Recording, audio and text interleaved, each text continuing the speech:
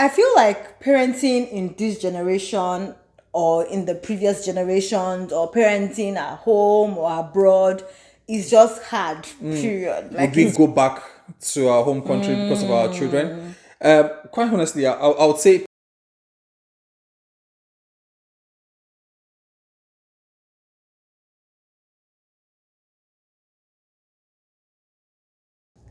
Let's talk about parenting today, babe. So Yeah. we've been hearing a lot recently about, whether or not it's harder raising kids abroad or at home, so to speak. We are originally from Nigeria. Yeah. So home for us will be Nigeria. Yeah. Or also generally if it's just harder raising kids in this generation, yes, period. yes. So just thought, okay, let's talk about this a little bit. And Yeah. of course, get insights from you guys as well. What do you think? Yeah. I know that a lot of people recently have been jackpadaing. For those that don't know, jackpada is, in fact, it's a long explanation, but it refers to whether immigration or emigration or Yeah. migration. But I think it's more emigration. In whatever form Yeah. that is, yeah. So a lot of people have been going back. You find people telling you that they came to Canada or to whatever country they Yes. moved to because of the kids. Yeah. And now is a situation where they are going back home Because of the kids. Yeah. And then you Yeah. wonder, like, Yeah. what is going on? I know. I think there's different situations, and most times I find that parents do not take such decisions lightly. What would make a parent decide to pack up and leave most times are big issues, at least to them. Yeah. And maybe for them, that's like the only alternative they can see why they should go back home. So true. Yeah. So just to ask your thoughts, do you think it's harder raising kids right now? And it's funny that we ask those questions because it's not like we raised kids. Yes, I was going to say just that. Because it's not a fair comparison actually, because we are comparing how we are raising our kids versus how we were raised. Because back then we were the children being raised, and now we're raising our kids. So we're only looking at it from that lens and assuming that we can put our place to feel what our parents felt. Yeah. And I think if you asked our parents in those times Yes. as well, they probably would have said, oh my goodness, it's hard Yes. raising kids. Yes. But Yes. I think the major difference is that now we have an opportunity to share notes with different parents. There's social media, like everybody's talking about the same thing, raising the same complaints, talking Yes. about the same thing. So Yeah. it's kind of magnified in Yeah. a way. I think there are pros and cons to it, because the fact that you can share notes with other parents kind of brings an element of confusion, quite honestly. Sometimes you're doing things and you see what other parents are doing and you're like, am I sure I'm doing the right thing? Yeah. And sometimes you're doing things and you see what other parents are doing and you're like, okay, I'm better than this. exactly. Well, then, I feel confident about my choices. Another person will see your own to be like, I'll be like, what nonsense is this? Yeah, so it's quite tricky, because I think we are constantly in that place where we are almost influenced. Even if we're not comparing ourselves with others, we are influenced by what some others do. Yeah. And everybody right now is a motivational speaker. In fact, you can claim Even even this us. speech. Exactly. This talk we are giving now, you can say we are motivational speakers as well. Oh my goodness. So everybody has an idea, everybody has a thought, everybody is sharing something on social media, True. But I think ultimately it's about picking and choosing what you would take and what you would leave. Yeah. And you know yourself better, you know your family situation better. Whatever you think works best for them, by all means do. What I personally believe in is that God has brought us as stewards over children. Very true. And whatever it takes to watch over them, He has given it to us. Yeah. So trust what God has deposited in you, that it is sufficient for you to raise your children the way God wants you to raise them. But also go for more knowledge. You can't just fold your hands and say, hey, I don't need to know more, I have everything I need. No. You need to go for more knowledge and everything you need to do to raise your children, because you have just a very short time frame within which to raise them. After that, if you've not inculcated those values in them, that time is gone. Very true. And at that point, you're playing catch up. But let me play devil's advocate a little bit. You mentioned the Bible or God's word being like a benchmark. God, having deposited all that we need. There's somebody watching, that is not a Christian, that doesn't even know who God is, or that does not have. So does it mean that they don't have the right resources? Does it mean that they are not raising, great children? Yeah. Some of them are having kids that are doing That's a very great amazing question. things. Yes, that's a very great question. And so what I would say is this. God has deposited it in you, whether you know it or not. It's as simple as that. Yeah. God has kept some natural resources on the earth, for instance. It is not the sole preserve of the Christians. No. True. It's there. If you discover it, fine. Yeah. If you know how to tap into it, fine. You don't have to necessarily be a Christian. You don't even have to recognize the fact that it was God that put it there. As long as you then know how to tap into it and you leverage those things that He has given you to raise the kids. It doesn't matter. There's the principles of pretty much almost the principles of nature. As long as you know they are there and you tap into it, you can then raise your children. I agree. But that said, one of the hard things I personally find is, and I say this quite often, is I'm raising kids in an environment I didn't grow up in. Yeah. It's one thing that I'm raising them in an age I didn't grow up in. And I think that one I can almost adapt to that one because, of course, even as we are growing older, we are learning to see things evolve.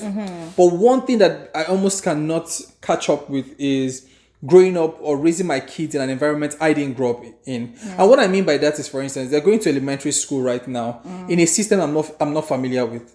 Yeah. I don't know the kind of conversations that happen. The closest I have to it is things that we've seen from movies. Yeah. And then we're looking at our kids and we are wondering, are we sure we're giving them are we sure we're giving them the right instructions and the right guidance for their society? Or are we trying to raise them based on our own experience for their own time, which sometimes will just not fit? I think that I'm not saying that, what you're saying is wrong. Yeah. But I think that sometimes we lay too much emphasis on those differences when they're not really there. Because social media would, sometimes help you see that some situations are the same, all over the world. Like teenagers are going through the same things all over the world. Kids are going through the same things all over the world, right? So sometimes it's just, as like you said earlier, trusting that you know what you're doing, trusting that at least you are raising them to be good human beings, you're raising them to be kind, you're raising them to make a difference, you're raising them with the right principles. So I think that we should give ourselves some credit. And I agree. Those things are very important. Yeah. There's some basics and some non-negotiables. Yeah. You have to raise your children to be loving, to be kind, to be responsible, to be everything, all those good things. Yeah. But there are specifics of what goes on in their school. Very true. So for instance, my thought and my idea, and I'm not sure it's correct, is that there is some elevated form of bullying perhaps going on in schools than we were used to.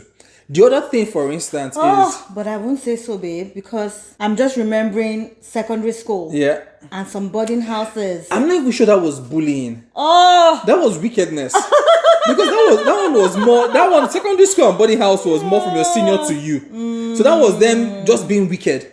But bullying I'm talking about is peer to peer. When your senior is wicked to you, again, it's a different... I understand it's bad, and I'm not saying it, and I hope it's not going on, because, again, I think it was 2 years ago about 2 years ago, we heard some bad stories of kids passing in some schools in Lagos, and they shut it down because of things like that. But I hope those things are not... I hope those things have reduced, But my point is, around here, I think is more peer-to-peer bullying, and bullying for things that you sometimes find ridiculous. They'll bully you over your size, bully you over your hair, bully you over your whatever it is.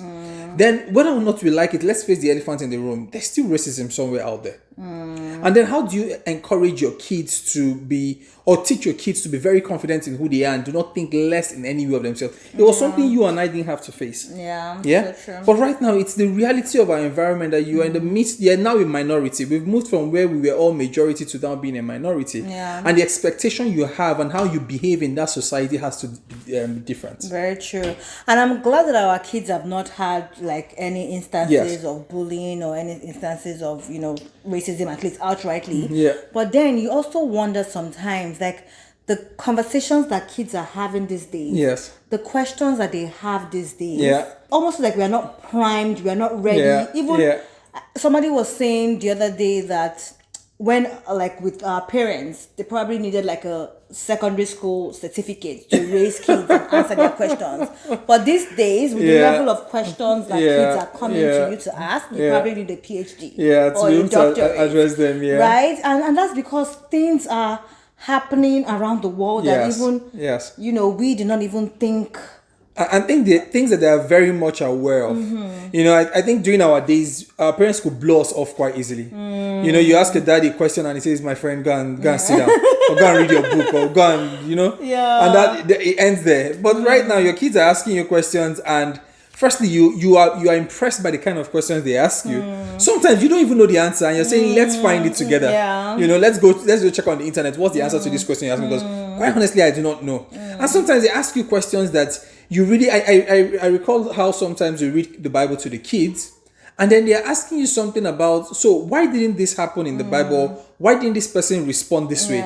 The Bible may not tell you what the reason was, but you have to discuss, and you're like, okay, I never thought about it that way actually, but it's a really good question you're asking. Yeah, absolutely. Yeah. I feel like parenting in this generation or in the previous generations, or parenting at home or abroad, is just hard, period. Like, it's just because I think that the reason why we realize it, or we think about it, or it occurs to us, is something that you sometimes say, how human beings are just inherently selfish. Yeah. And parenting takes a lot from you. Like, you do not realize how much work is and involved, how much of yourself that you need to give to be a good parenting coach, right? So I think that is when parents come to, how will I put it, like, when instances like that, instances that you have to give yourself and give your time is put to you, so then you realize that, oh my goodness, like, parenting is hard. Because, for instance, back home, you had helps, you had drivers, you had different resources around you that you could just not neglect your parenting, but they could be there to help you with some things. For instance, living in the like here, when after school it's just us and the kids, they wanted to play us to play with them. They want to play with themselves, but they also want us to be involved sometimes. In fact, I remember a day where I was working, I was in the office I was working from home, and Kobe, he had come back from school, you know, he was playing by himself with Zizi at some point, and I think Zizi went to do something else. And at some point he came behind me and he was like, Mommy, I thought you said you work 9 to 5. But it's 5:30 right now. At that point, I already knew where it was going, right? Well, imagine if I was back home, there would probably be a help or a neighbor that like, go and play with, But all of that, you are the mother, you are the friend, you are the everything to those kids. So, of course, those kind of things makes it harder. So you, in essence, you're saying that parenting right now is harder than it used to be. It could be, or it is. It could be. I personally think it's a lot harder. And I'm not saying in terms of the generations. I'm saying in terms of location. Yeah, because again, back to your point, back then, quite honestly, I can count the number of not direct interactions. I had direct interaction with my parents, but you know, it wasn't. Day to day was not my parents. I had older sisters that were putting me in check. My auntie was there, uncle was around. You know, there were people there to put you in check. Your parents were, you know, they would oversee things and ensure that you were doing the right thing, but they were not 100% as hands-on as we are right now in this generation. And then you want to also be hands-on because you hear stories about, you know, things happening to kids that you know had help around them, and God forbid. In fact, you know, one advantage that they have at home is community. Like, you have people being around you to help. In fact, I was telling my sister recently that I remember when we were younger, right?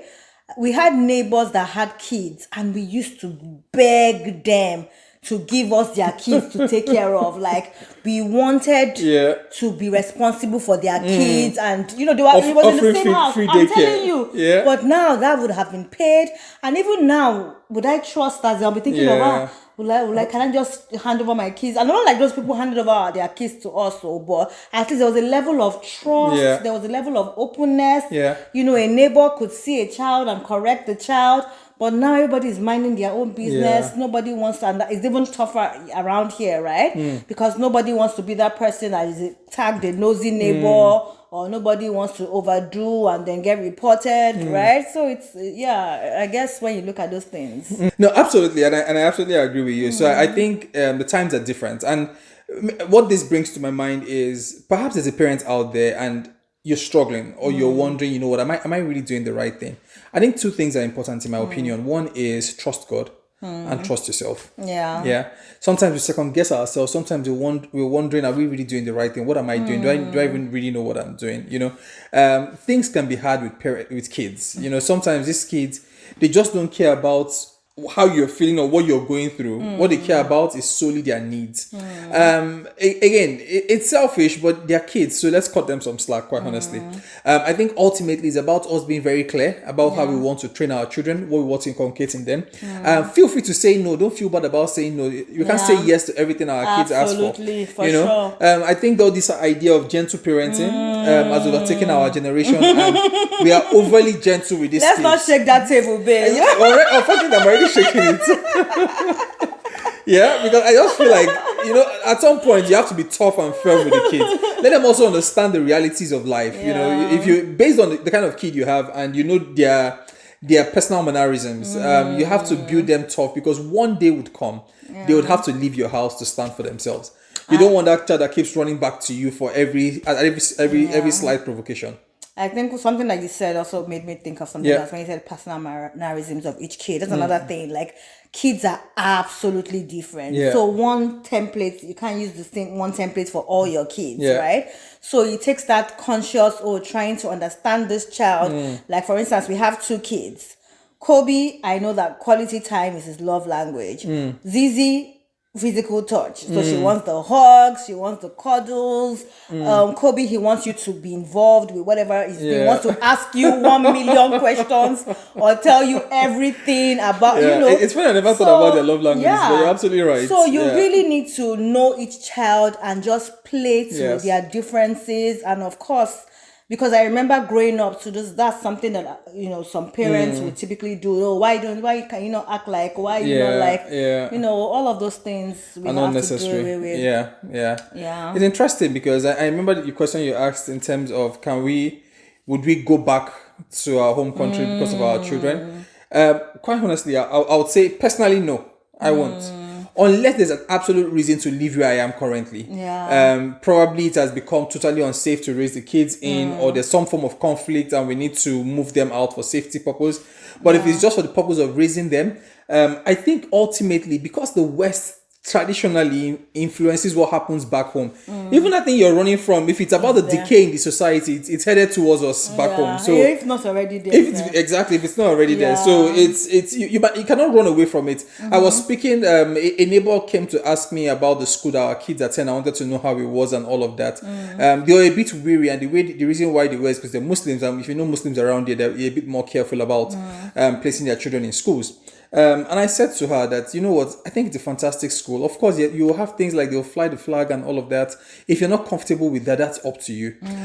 Your choice of how your child becomes, I think the grounding at home matters. Absolutely. Once you give them the right grounding at home, whatever they go to school and find, they can always filter it based on what you've taught them at home. The problem usually is when parents decide to abandon the responsibility of raising their children to teachers and friends. That's where you have problem. But if you give them the right foundation at home, they go to school and they know what is right and wrong. Now as kids, they might make those mistakes. They might admire things that their friends are doing, the way their friends are talking or dressing or kind of songs they're singing. They might admire some of those things because it is cool in their mind. But ultimately, deep down them, they know this is where I draw the line. This is what I should do or not do. And it's important that we give our kids that right grounding from home. I think that foundation is very important. As I'm just thinking about different things that you're talking, I was thinking another reason why things might be easier at home than let me not say something at home because I'm home here as well. But seemingly easier abroad is, for instance, education, school. Here, you almost seems as if you don't have so many choices. At least at home, you can say, oh, this school, I think that there are this, that, let me choose here. Or let me not take my child here. But here, our choices are limited. Like if we had maybe the Catholic schools, or the French public schools, public schools, or private. But even sometimes, private school. But even sometimes the things that you're running away from it's cuts almost across all the schools, because at the end of the day, it still depends on the belief system of the country, right? 100%, yeah. And then for another thing that it's about that is different, and I don't know if somebody in Nigeria watching, let me know, do your kids do so many extracurricular activities? I don't think so. Yeah, because I think it's another thing that makes it harder in a way here, because our kids are you're constantly putting them in stuff, and it's not even just you putting them in stuff, it's they wanting to do stuff because they know, as in, they just want to have things to talk about. But I think it's good. Exactly. They enjoy it. In fact, I remember there was a time when Zizi, we felt like almost every day she had something. Every day she had exactly. Something. Yeah. And I was even there was a time where I think maybe she had maybe Sunday free, and there was a sport that she wanted to try. And we're like, Zizi, you are swamped. Like, there's no... She's like, what about Sunday? I'm like, don't you want to rest? If you don't want to rest, me, that I'm taking you everywhere, I want to rest, right? So it's an interesting difference that we have. Yeah, I think it's just different because back in our days there used to be lesson. Yeah, you finish school. I think school used to close probably around 2:00 ish. Then you go to lesson by 4:00, maybe 4 to 6 or something. That was what I'm not. I can't remember if lesson was every day necessarily. Yeah, but that was it. Again, let me say that it depends on what part of town you grew up in. I grew up in the mainstream side of town. Maybe people that grew up in the posh side, they used to go for golf playing and all of that. I didn't go for any of that. But it was, you go for lesson, after school lesson and all of that. But yes, to your point, these kids have, it's almost like almost most kids that we know at least, you have to go for after class. It's either you're going for ballet or you're going for gymnastics or you're going swimming or you're going for some coding class or things like that. Just something to do, and every day of the week. In fact, I think that's where the money even goes to ultimately, because you're paying for each of those sessions and they're pretty expensive. But to the point you made earlier, I think ultimately whatever we see in the society is a function of the rot that starts in the family. So sometimes we try to shield our kids from society, but the truth of the matter is the friend they're going to play with, when they have played it, you don't know what the parents are up to. You don't know what the kind of language the parents use or don't use, what they are disposed to or not, what they are open to or not, So one has to be careful from that perspective as well. I think raising kids is, in my opinion, is one of those things that you cannot do 100% with your logical mind. You just have to pray to God, because think of it, a lot of times you're not even with these kids. You just want to say that, God, when I'm not with these kids, even when I'm there with them, they can go wrong. How much more when I'm not there? I just need your help to take care of them, because only you know what they're up to. Only you know what they're disposed to, Absolutely. And these kids, whether or not you like it, just like us, there's some things we deceived our parents about when we were growing up that our parents probably didn't know. I didn't do those. I probably did. All those kind of things that until you get into trouble, your parents will now find out. So this is what I've been doing. One situation that Fumi just reminded me recently, something I did. Oh, my friends didn't know. No, they caught me when I went to, and I was working. Anyway, scratch that. I won't share that. You need to share. You said it already. It was nothing serious. I think I walked barefoot. Not a very long distance, but like 2 or 3 streets away to go and buy Baba Dudu. If you know Baba Dudu, leave a comment below. Yeah. And then my mom caught me, so to speak. Like, wrong timing. What is that? Yeah. What is that? That's nothing compared to some serious-ish. Anyways, I think things that we can take away from this is parenting is hard either way. But ultimately, it just depends on God's grace. Yeah.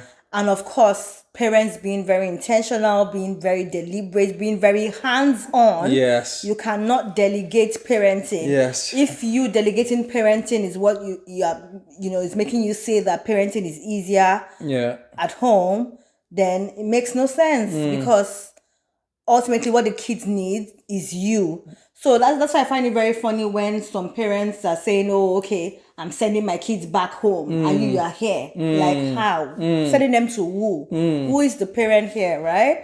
So let's just have that in mind and do everything that we need to do. That's interesting. I don't know too many of those kind of parents, and everybody has their own reality they lived, and we're not here to judge. We listen, we don't judge. We're not here to judge anyone, but one thing I just want to say, and this is probably the final thing I'll say, is if parenting is hard where you have both parents, I think it's even worse when one parent is absent, either physically absent or just emotionally absent, whichever way. Just you're there, but you're not doing anything. If no matter how selfish you are as a person, please do not be selfish towards your kids, because they need you. They need you at this time of their life, particularly if you have young kids. You cannot overestimate how much those kids need you right now. Your kids need you. They're drawing a lot of emotion from you. They're drawing a lot of confidence from you. They're drawing a lot of life lessons from you. They're confused. They don't know their left from their right right now. They need your guidance in those aspects. So when you're at home, drop your phone, spend time with your kids, ask them how their day went, teach them, correct them in love. Sometimes there's some parents that they don't talk, but when they talk, it's shouting. So you wonder, are you really doing much for these kids? There are lots of kids, unfortunately, out there that are either being emotionally or physically abused in one way or the other. And I pray that's not anyone watching right now, but my ask and my plea is these kids have very little time.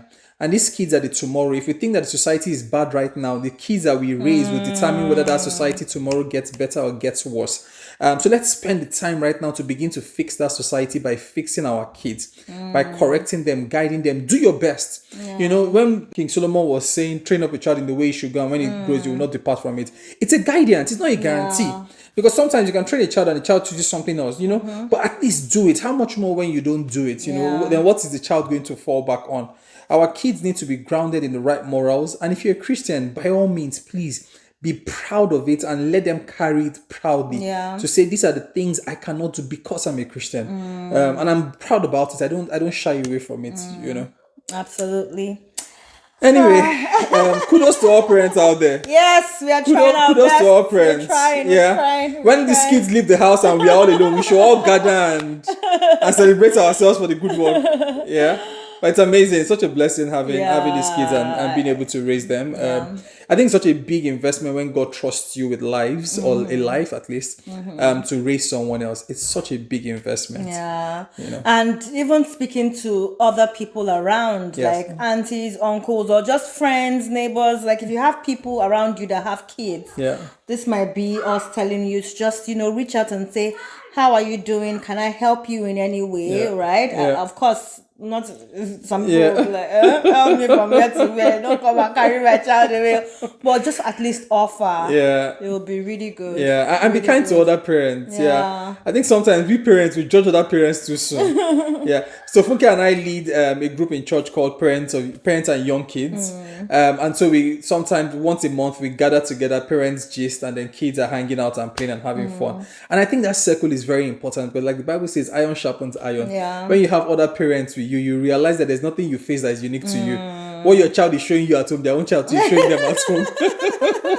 So just calm down. They'll be all right. They'll go through that phase. Don't try to short circuit that phase. Allow them to go through it, and learn the lessons that they need to learn through it. It's just important, and I think it should be enjoyed in some way. Because before you know it, you blink twice and they're all grown. You're walking. Well, again, I'll be walking my daughter down the aisle. Before you know it, and you're like, wow. And I'll be dancing with my son.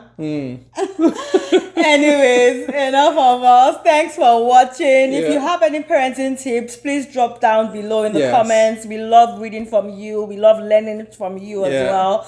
And of course, if you've not joined the awesome family, what are you waiting for? Please subscribe and also like, share, and all that good stuff. And until the next one, it's bye for now. Bye.